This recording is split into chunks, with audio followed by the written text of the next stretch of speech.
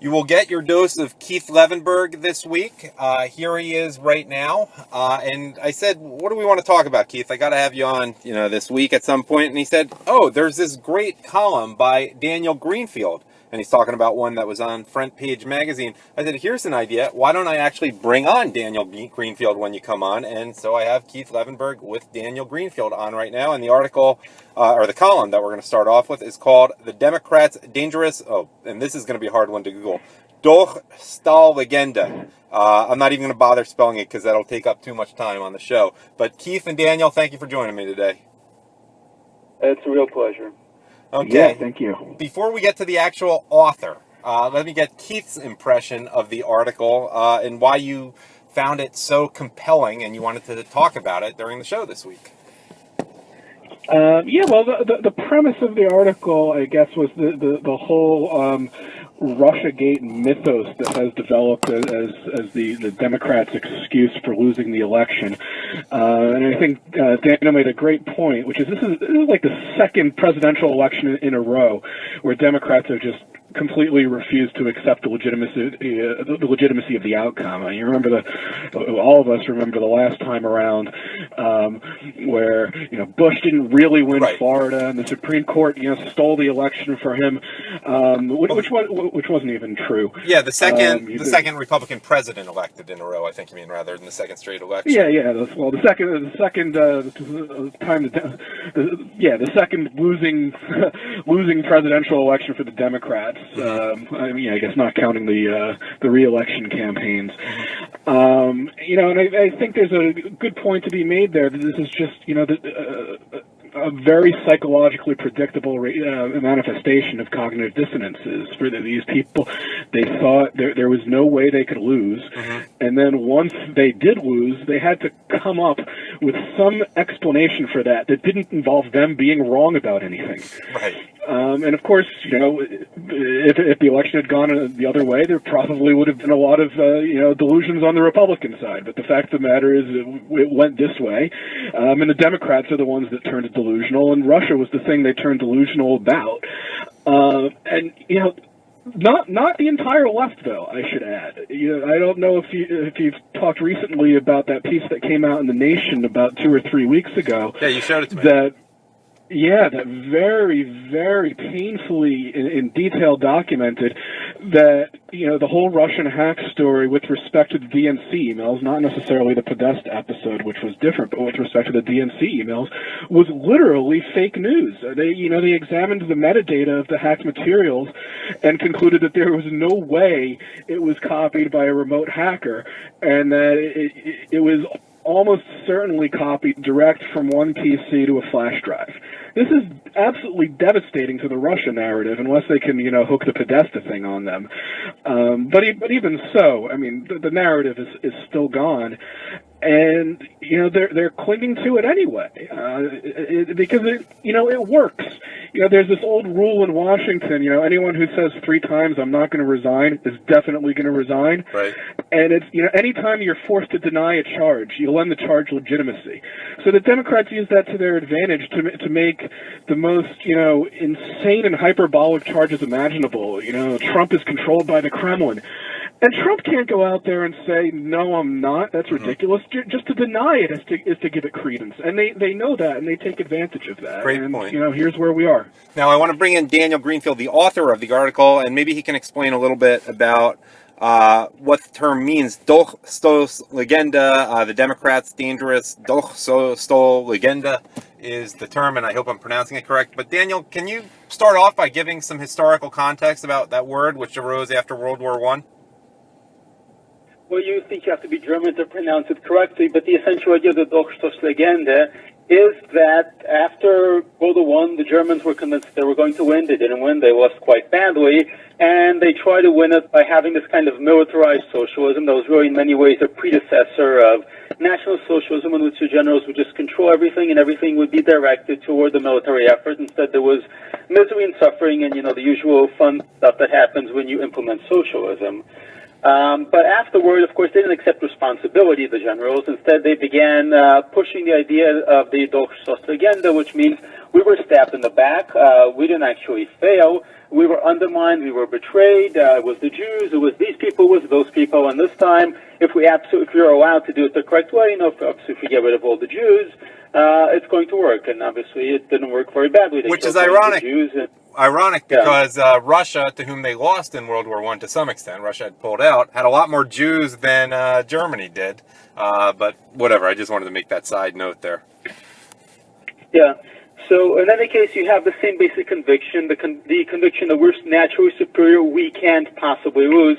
And then when you lose, you have to explain why the Jews. Well, we made a mistake, we're only human. There wasn't this, there wasn't that. Or you can go, well, we were sabotaged, we were undermined at every turn. You just mentioned Russia. The Soviet Union never accepted responsibility for any of the setbacks. It was always sabotage. They had two excuses. One, it was an inheritance of the Tsarist regime, and they were insisting that 40, 50, 60 years after the Tsarist regime was gone. Or, of course, it was sabotage, and they hunted down and executed and gulagged a whole bunch of people for sabotage throughout the years. It was the black market. When they had crop failures, the Americans had dropped Colorado beetles, but it's the same basic idea. We didn't actually lose. We're perfect. We have to find somebody outside to blame for our defeat. And when you think about the whole Russia talking point, where did that come from? It came from Robbie Mook. It came from the Democratic campaign. It came from John Podesta. It came from the Hillary campaign that had lost, and they wanted to direct the blame, just like the German generals had. They wanted to direct the blame outward. They wanted to find somebody else to hit for it. And this is how the whole concept arose. And obviously the Russians have been trying to undermine us. They've been doing this for, by now, almost a century. This is something they do on a regular basis. But at the end of the day, Podesta's emails being leaked is not why Hillary lost the election. I mean, what percentage of the population has even heard of Podesta?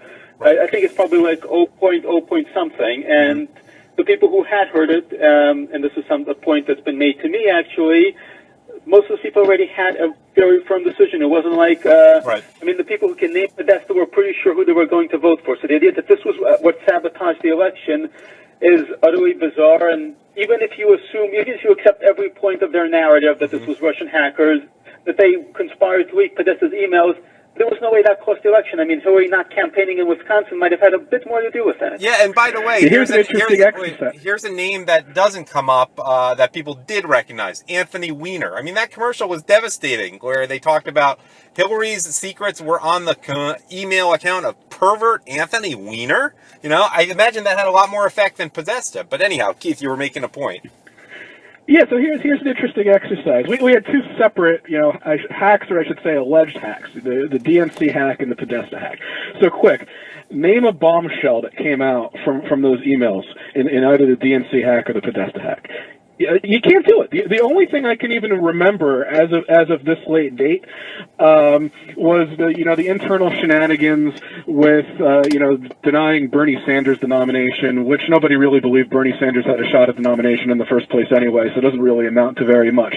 There was nothing in those emails that was likely to sway the result of the election. The only way in which Hillary was really hurt by emails had nothing to do with the hack of the emails, but had to do with her own obstruction of justice and destroying emails that were under government subpoena. And possibly the hack, just by the sheer fact that it also used the word emails in reporting on the story, may have reminded people of that fact. But Daniel, but that's on Hillary. That's not on anybody except Hillary. Don't you think it was and this is a question for Daniel, and it's related to what you wrote about.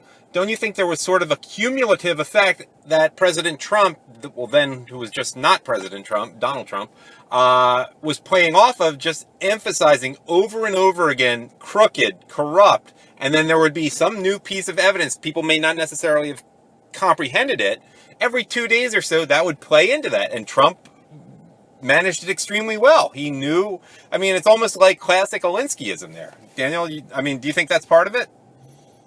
Yeah, it was a very effective kind of trickle, one after another thing, and people were not really that familiar. People forget what's on the news 5 minutes after, but there was a sense there are new scandals constantly coming out about Hillary. But again, just to retrace, why did they specifically pick the Podesta email hack? Because the people coming up with this were the ones who were hacked. Podesta was the one who was hacked. He was angry, and this was what was fastened on, but this had nothing to do with the general election. It contributed to some small extent, but as Adam, as you mentioned, the Weiner thing was far, far uglier. and far more unpleasant. You can't really talk about that because one, they originally tried to blame Comey. Here he was doing the Comey thing, but then Trump fired Comey, and suddenly Comey was our hero. We can't say anything bad about Comey. And so suddenly that talking point was off the table, and on top of that, you've got Humo still on the Hillary payroll, and she seems to still have some kind of relationship with Weiner, so they can't really talk about this as much. So they keep going on over about the email, the Podesta hack, but the Podesta hack is largely relevant. There were a ton of these hacks, really. I mean, a bunch of them connected to the Russians. I mean, you have the Colin Powell hack, for example, and who really cares all that much about that? The Podesta emails largely were just as meaningless. They sort of told us that there was a rigged primary, but we already knew that, and at the end of the day, this is damaging only within activist Democrat circles. We should actually mention the latest bombshell on the whole Comey affair that came out as of yesterday, I guess. A letter from Chuck Grassley and Lindsey Graham of the Senate Judiciary Committee.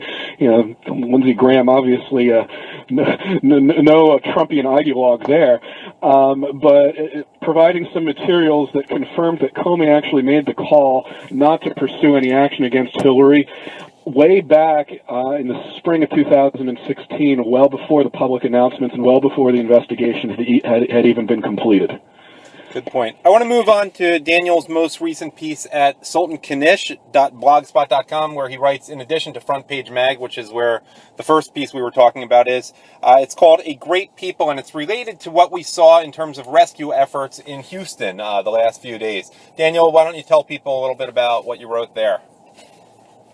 Well, the summary basically is that we used to have a culture that celebrated heroism, that said that these are the sorts of behaviors we should aspire to, and now we have a culture that tends to celebrate narcissistic and destructive behavior. If you think about September 11th, these were firefighters who had gone almost to the very top of the World Trade Center, who died there with 50, 60 pounds of equipment on their back, and if this had happened in the 40s and the 50s and the 60s, they would have become legends. Every school child would have learned about this. And now it's just kind of somewhere there in the background. Only a handful of people even know this about it, and there's hardly anything there. And the real heroes, of course, the marchers, the protesters. Yeah. Ever since the civil rights movement, we've had this idea that the real heroes are people who go out and protest things. And this is really why we have the kind of ugliness, the kind of violence that we do, and the kind of polarization, because instead of the real heroes being people who actually go out there, risk themselves, and save lives, the real heroes are, of course, people who push activist left-wing agendas. Yeah, Daniel, I want to... Wait, the real hero? Keith, I just want to read what he wrote, which was particularly great about that, then I'll go to you. He wrote, generations have grown up with leftist protesters as their definition of heroes. Look in a history book, and the last 70 years consisted of heroes in quotes, who marched around waving signs until they got everything they wanted. And every day in the news, there are more heroes marching for illegal aliens, transgender bathrooms, the supremacy of black lives, and any other identity politics cause. But waving a placard to the adulation of the media isn't heroism. Saving lives is. Our culture has quickly forgotten that less than 2 decades ago, and then he goes into 9/11. That's the kind of writing by you I love, Daniel. Okay, Keith, you were saying? Well, I was just going to make a snide and snarky comment, which I probably shouldn't, but I'm going to say it anyway. I was going to say, isn't the real hero of September 11th the gate agents who had the opportunity to engage in racial profiling when he looked at Mohammed Atta and said, if this isn't an Arab terrorist, I don't know who is. But that agent bravely resisted the worst impulses towards racism, refused to violate Mohammed Atta's civil liberties, and as a result, he was able to board his plane and get his money's worth out of his plane ticket. Now that's heroism, right? Yeah, I mean, we all know the real heroes are the civil libertarians and the civil rights lawyers who pro bono volunteered for every single Islamic terrorist ever arrested. They're the real heroes. And the woman who rubber stamped the visas for most of the hijackers, and she's still very much employed by the State Department. If we actually had any kind of coherent policy for actually cleaning out the swamp, she would be gone instead of touring around the Middle East and selling items on eBay. But that's just me. I have to say, it is, however. Sorry, go on. No, you go on, Keith. Yes, I was going to say, it is, however, worth drawing a distinction between the people who, were marching for, civil rights, 50 or 60 years ago, and the people who are, LARPing for some of the same stuff now. Yeah, they were both carrying around signs and protesting or whatever. But, back in the 60s, there was some actual personal risk to doing so. These people actually and it was a more noble cause. Right. They would get legitimately arrested and have to spend time in jail for, irritating the wrong Southern sheriff or whatever. Compare that to today where, you hold your sign in Berkeley and the Berkeley Police Department has a procedure where you can get symbolically arrested so you can get your photo in the paper and pretend that you were being oppressed, but you don't actually have to take any risk to your personal liberty. Well, I think Daniel was getting there and he can answer better for himself, the whole perversion of the privacy of the process of what might have once been a fairly noble cause and movement, and it's a total joke now. It's like a selfieization. I don't know. Daniel, you know what I'm saying here, right? Yeah, a few years ago I read a column basically saying that the left is keeping around the civil rights movement as a theme park where everybody can participate and everybody can Instagram themselves having a civil rights moment. And none of it is actually about civil rights. It's about taking away other people's rights. You had another column, your second most recent column at Sultan Knish is called The Left Values Our State Church, another excellent one. I just was hoping you could tell a little bit about what you're talking about there as well. Well, for example, let's take a look at something like gay marriage. I mean, the Supreme Court did not decide this based on some kind of actual law. Instead, there was a clash of two sets of values. The leftist set of values said that homosexuality is good. Christian values said that it's bad. So you had a clash of two values. How was this resolved?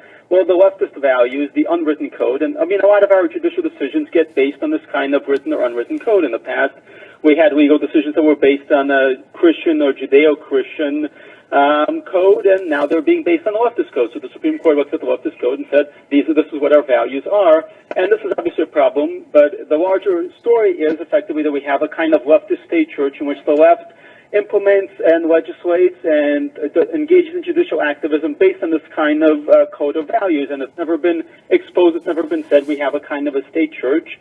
And nobody actually technically voted for the state church. Certainly, its legal authority is rather dubious, but at the same time, it exercises a great deal of power. And when you have these conversations, when Obama would say things like, this is what our values are, this is who we are, or this is not who we are, this is very much guidance along those lines. It was left-wing values are who we are, non-left-wing values are not who we are, and it's time that we actually had a serious conversation about that. Keith, you want to add anything there?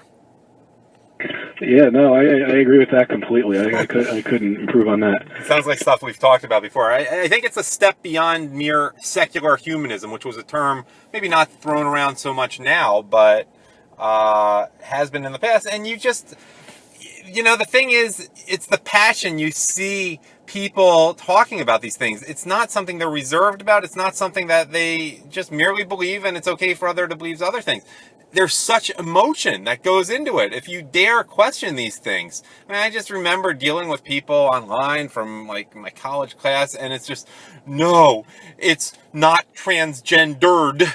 It's transgender, says a guy who realized he was gay a few years ago. It's just so much of it is the same thing. I don't know. Yeah, well, one of the unfortunate things about the gay marriage ruling is they probably could have, if they wanted to, have reached the same result on really more technical legal grounds that wouldn't have really just been, rubbing a stick in the eye of people on the wrong side of the culture war. For example, and I won't go into detail on this, but they could have just decided, look, we have the full faith and credit clause in the Constitution. Some states are recognizing gay marriages. Therefore, other states have to do it too. If you don't like it, amend the Constitution. And you could have sort of reached a liberal result for, using conservative reasoning if you wanted to go that route. But they didn't do that, and instead they basically reached the result that required and in fact involved a holding by the Supreme Court that if you're not okay with this, the only reason is invidious bigotry. And that's not okay. It's not true. Part of the reason this has been such an intractable issue in our culture and has been difficult to reach a compromise on is, there are a lot of people out there who have issues with homosexuality or with gay marriage for religious reasons. And I might not agree with any of those reasons. I don't agree with it. I'm not a Christian. That's not my religion. But the fact of the matter is, those people are not bad people. And to have it be the law of the land, which it is now, that believing in Christianity makes you a bad person, is really unfortunate. Daniel, anything you want to add to what Keith just said before I let the both of you go? It's beyond unfortunate because we do have a First Amendment, and the First Amendment pretty clearly codifies freedom of religion. So when we have these kinds of stretching the boundaries with civil rights, where pretty much everything was being defined as a public accommodation. And that was one thing, because there you could argue there was queer bigotry and that whatever compelling government interest there was in race relations trumped freedom of association. But now we're in freedom of religion territory, and we're basically arguing that the left's values, and it is a set of values, trump religious freedom. Because once you go beyond just saying, okay, well, states have to recognize gay marriage, and by the way, we could have, considering the polling on this, if they had waited 5-6 years, they would have achieved the results at every state anyway, without the Supreme Court doing that. But again, as usual, judicial activism has to be thuggish. But again, just beyond all that, the whole agenda was not just to create a right, but to enforce that on everybody. And we're seeing this. We're seeing HRC and the Gay Rights Campaign demanding that everybody acknowledge gay marriage. It's not just that we're going to live and let live, and those people. Well, except for Islam. Except for Islam, they lay off that one. Yeah, Islam is off limits, but the idea is everybody has to accept this, and now the same thing with transgender, everybody has to accept this, and this is not tolerance, it's not civil rights, it's a religious fanaticism. The religion is secular, the religion is political, but it's the same conviction. There's no heresy allowed. We're going to create utopia, and we're going to create utopia by enforcing everybody to believe the same thing. All right. Scalia had a great line in one of his dissents. I don't know if it was the ultimate gay marriage ruling or the penultimate one, where he said this ruling is really just injurious to everybody. You know, it's deprived all of us of a voice in the democratic process. But even the winning side, it's deprived them of an honest victory, because they achieved through bullying in the courts what, in all honesty, if they wanted to achieve it, they should have achieved through the democratic process. All right, I've been talking to Keith Levenberg, who really isn't much of a social media guy. He is on Facebook and Twitter, but, you know, you're best off hearing him here pretty much every week. And Daniel Greenfield, who you really should follow. Make sure you see what he does at The Point, which is at frontpagemag.com, and also at sultankanish.blogspot.com. Thank you, Daniel. Thank you, Keith, for being on today.